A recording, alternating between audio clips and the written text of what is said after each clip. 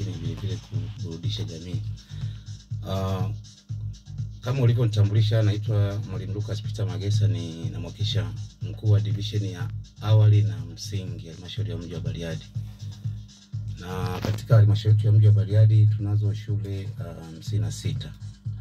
Na miongoni mwa shule hizo zote zina hayo madarasa ya awali, lakini shule maalum za awali kwa halmashauri ya mji ziko 15. Kwa maana ya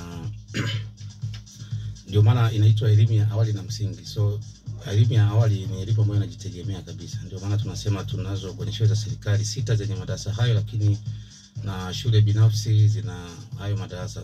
Jumla ya kufanya shule maalum za awali ziweze kuwa 15. Na shule hizi zinao jumla ya walimu 55 ambao ni walimu wabobevu katika kufundisha watoto hawa awali.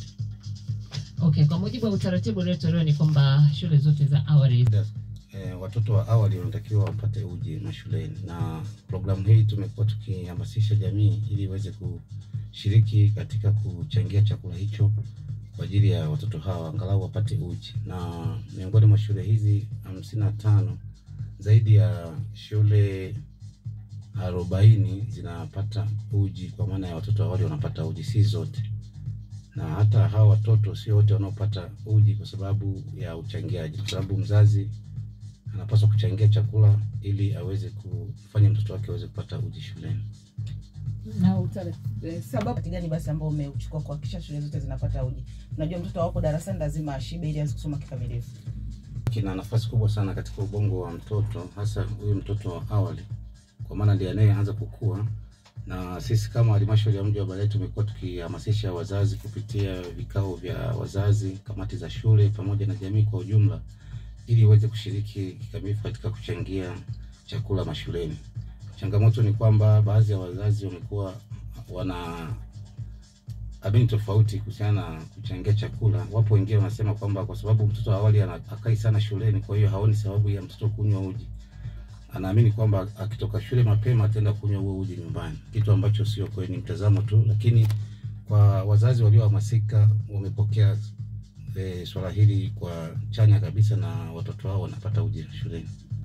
Na tunahamasisha uchangiaji, vile vile tunahamasisha shule zenye maeneo ya kulima basi wanalima mazao kama mahindi kwa ajili ya kuchangia vile vile katika upatikanaji wa huu uji kwa ajili ya watoto wa awali.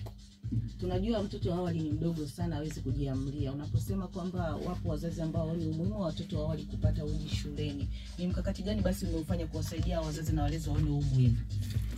Kikubwa tumezidi kuhamasisha kupitia wazazi wengine kwenye kila madarasa.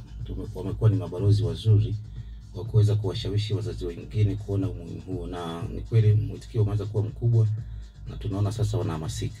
Kwa hiyo ni imani yetu kwamba tunatamani shule zote 55 watoto waweze kupata uji mashuleni. Okay. Kabla kuendelea zaidi